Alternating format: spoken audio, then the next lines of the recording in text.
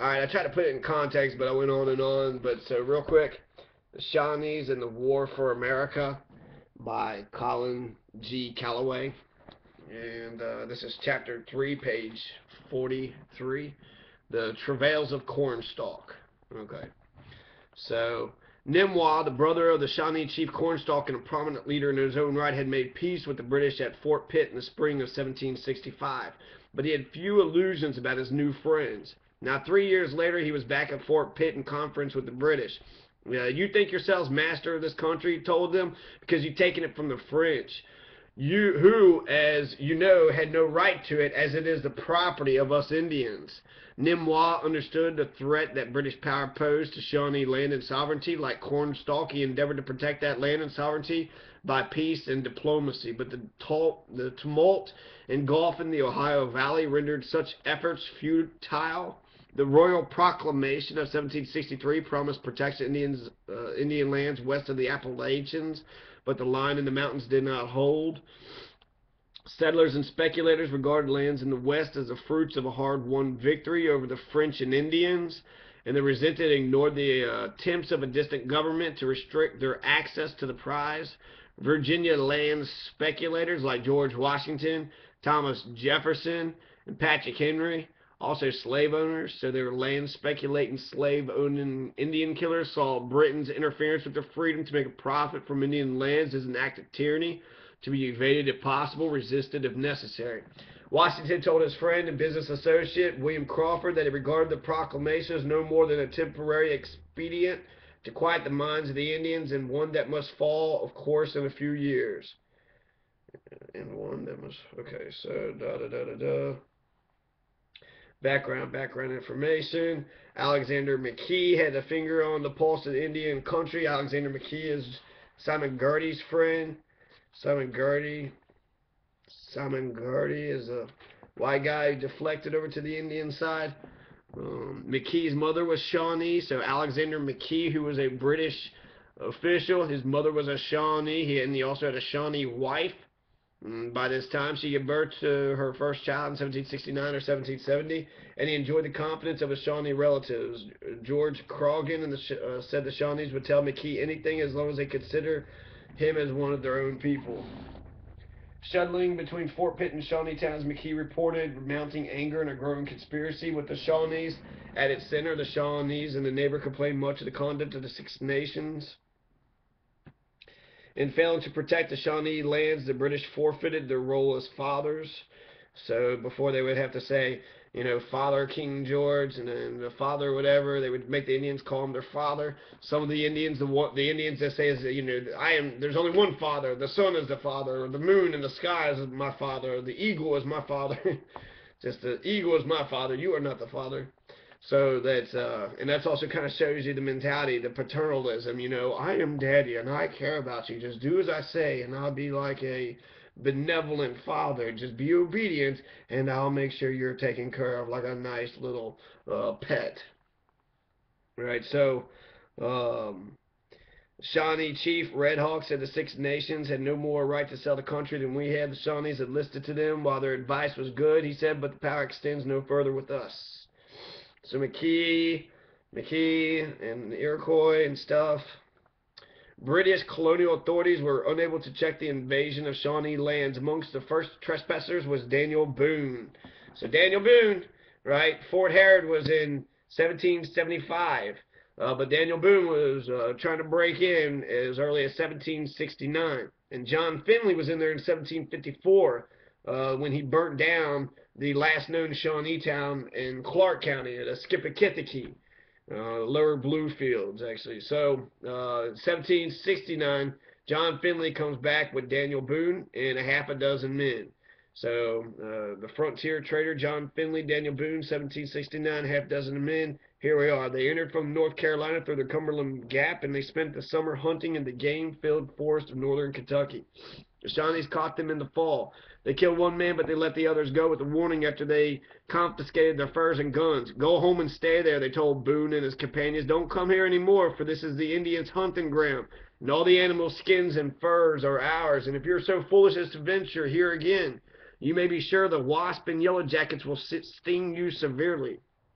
As historian John MacFarager notes, Faragher, by European standards, it was a pretty mild punishment for poaching. So just wasps and yellow jackets will sting you. But that was a code for they will sting you. The intruders returned to North Carolina in haste, but they took with them tales of the rich hunting grounds and fertile valleys beyond the mountains. Boone sneaked back into Kentucky the next spring and made it home without the Shawnees detecting him. In 1773, he sold his farm in North Carolina and led 5 families and 40 single men through the Cumberland Gap. So that's 1773, 4 years later. So Shawnee already attacked him once. And I think they killed some. Oh no, they killed his son here. 1773, he sold his farm in North Carolina and led 5 families and 40 single men through the Cumberland Gap. So again, here's the frontier. This is Daniel Boone. We're starting our wayward west, right? Our manifest destiny to take over the entire west, right? From sea to shining sea. And then, then space and the whole world and Antarctica and to the middle, very center of it. And then everybody's air and anything else we could try to own. So Indians hit them before they were out of the mountains. So when they was in the mountains, in the Cumberland Gap, a party of Cherokees and Shawnees drove off their livestock and they killed 6 people. So here you got Daniel Boone coming up with 5 families, 40 single men, and they're getting shot at. 6 people die, including Daniel Boone's eldest son, James. So Daniel Boone's coming in, and his oldest boy just got shot. James Boone is dead. So Shawnee killed, that's 2 sons of Daniel Boone that the Shawnee kills. Later on, they killed Israel Boone at the Battle of Blue Licks, which I just mentioned earlier. They consider that the last battle of the Revolution. But if the Battle of the Blue Licks is the last battle of the Revolution, then how come the Battle of Blue Licks is the colonialist versus the Indians? I thought the Revolution was about independence and overthrowing the British crown. If Battle of Blue Licks was the last battle of the Revolution, then that says to me that the Revolution wasn't just about independence in the British. It was about stealing Indian land. It was about taking land that wasn't theirs for free. So land speculation, that's what Daniel Boone didn't give a fuck. His eldest is dead. He keeps on going. He wants that land, right? So the Daniel Boone and his intruders retreated, but they regrouped and they returned 2 years later. Others followed from Virginia, North Carolina, and Maryland. And the word was out, Kentucky was a hunter's paradise. In 1773, Shawnees told Alexander McKee their hunting was poor, the woods covered with white people. So 1773, they're saying hunting is poor since the woods were covered. Fucking white people. The fucking white people are everywhere. White hunters did not behave like Indian hunters. In Europe, hunting was a sport of gentlemen. Hunting for subsistence was regarded as poaching. So you're allowed to kill animals for sport, but if you needed to eat, it says that was a crime, which is insane. In North America, the gentry classes worried that it might indicate a reversion to an earlier, more savage state of development. Almost all backcountry settlers hunted, supplementing their crops and livestock, and they learned techniques from the Indians in their dress, appearance, ways of living, ways of fighting. In the embryonic communities they erected, they displayed so many similarities to Indians that they worried Eastern colonial authorities and sometimes shocked Eastern travelers. For backcountry settlers, as for Shawnee Indians, prowess as a hunter became an essential marker of manhood, but backcountry settlers rarely adopted or observed the morality of Indian hunting values. They paid scant regard to rituals and behavior the Indians said were vital if the game were to continue. Game was so bountiful, it was inconceivable that its supply might be finite for Euro-American hunters. Killing game provided food and hides and demonstrated their mastery over the animal kingdom. They felt no kinship with animals as persons of other than human form and saw no need to display respect, offer prayers, or give thanks to the animals they killed, let alone ask their forgiveness, impatient with their own government's efforts to restrict their encroachments on Indian hunting territories. They were hardly likely to let Indian practices restrict their hunting once they got there. With Indians hunting more and more to meet commercial demands and backcountry settlers hunting without restraint, animal populations plummeted. Buffalo once roamed Kentucky in herds, but now recalled one pioneer. Many a man killed a buffalo just for the sake of saying so. Buffalo, Kentucky were wiped out before the end of the 18th century. In their place came pigs, domesticated cattle, and fences demarcating land that the newcomers called property. When the white intruders were not hunting, they were felling and burning trees, building cabins, plowing fields, planting crops, herding livestock. The very landscape changed. Confronted with invaders of their hunting territories, Shawnees handed over tribes of war acts to hold always between our legs. They being sure the white people intended to take all our country from us, and that very soon. When that happened, the tribes must be ready to rise up and defend it to the last drop of blood. The Seneca chief, Gayasuda, the Seneca chief Gayasuda, said that 170 Shawnees had harvested their corn, packed up everything, and moved away from the Scioto rather than be hemmed in all sides by the white people and then be at their mercy.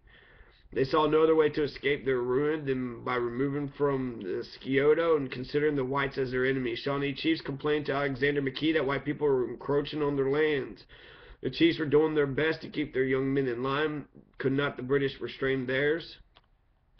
After a series of nasty frontier skirmishes, tensions exploded in Lord Dunmar's War in 1774. That spring, frontier thugs murdered 13 women and children. The family of a Mingo chief, Tachnedorus, and then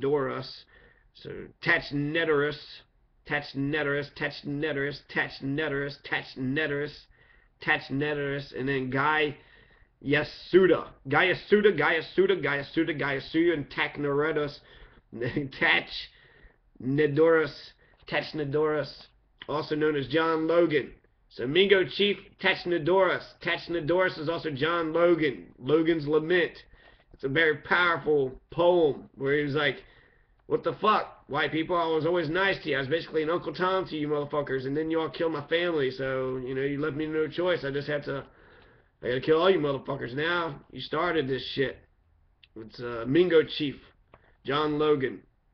The victims included Logan's Shawnee wife and his pregnant sister, whom the killer strung up by the wrist and sliced open, impaling the unborn child on a stake. So that's what the white people were doing. The Europeans killed Mingo chief John Logan's wife, and then killed his sister, his baby sister, who was pregnant with a baby of her own, cut her open, and then impaled that baby on a stake. So white people killed John Logan's family, the Indian John Logan. John Logan's grief became immortalized in various versions of a speech attributed to him, especially one recorded by Thomas Jefferson in his book Notes on the State of Virginia. Logan took his revenge by raiding settlers in Virginia, then declared that his vengeance was satisfied. But the governor of Virginia, John Murray, Earl of Dunmore, and his associates seized on the Indian raids to drum up a war against the Shawnees. In Shawnee villages, the voices of militant warriors drowned out the moderate words from older civil chiefs. Our people at the lower towns have no chiefs among them, but are all warriors. Shawnees reported in 1774. Richard Butler, a trader who lived among the Shawnees, did not believe they intended to fight at this point, despite provocations that would have driven a Christian people, let alone a savage people, to war. He could not, however, speak to their future intentions. The British feared the conflict might spread into a general Indian war and moved quickly to dismantle the coalition the Shawnees were building. William Johnson worked on the Iroquois, and John Stuart worked on the Cherokees to make sure they were kept out of the conflict. Shawnee delegates trying to rally allied tribes had their belts rejected, and Shawnee emissaries who traveled to Onondaga, the central council fire of the Iroquois, the Onondaga, central council fire of the Iroquois, were told they could expect no assistance. In one instance, the Iroquois threw the Shawnees' belt back at them. The British Indian Department's divide and rule tactics effectively isolated the Shawnees. According to David Zeisberger, the Wyandots asked the Shawnees why they were going to war when all the other Indian nations were at peace. The Shawnees denied it, but rumors that they were prepared to move further west seemed to confirm it. Shawnee chief indicated as much, but first he said they would turn around and defeat those who were closest to them because this was the Shawnee way. Virginia went to war against them, and the Shawnees went to war virtually alone. So it's Cornstalks, Cornstalk Shawnees.